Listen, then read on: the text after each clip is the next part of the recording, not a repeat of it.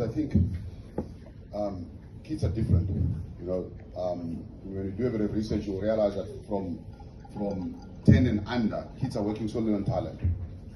The most talented kids dominate your 10 and under. So in school, whatever. But after that, when you go to 11 and over, it's solely the hard work that you put in that determines if you're going to be successful or not. So that's where now everyone starts to differ. But you do get kids that are born with it, I must say. You do get kids that are very tough. And it's hard to work with those kids because they're big perfectionists. They never want to make mistakes. They don't believe that in life you must make mistakes. You know, they grind through the matches and they scream, and some of them even hit rackets because they don't believe that you must make mistakes in life.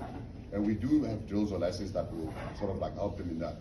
Then you do get kids that are like, yes, I don't care, eh? It's either a win or not, I just don't care, you know? And we try and teach them that there's a part of element in life that's got competition. I mean, the work we compete.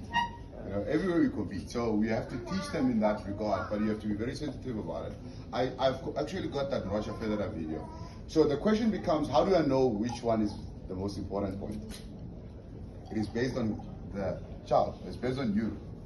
So our goal as an academy, even if when we work doing our soul sessions with the adults, what we focus on a lot is the individual.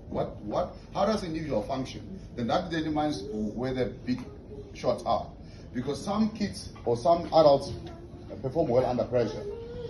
So you can start the race a bit slower, and then when you see that now I'm under pressure, then you start running a bit quicker because that's what gives you a bit of adrenaline.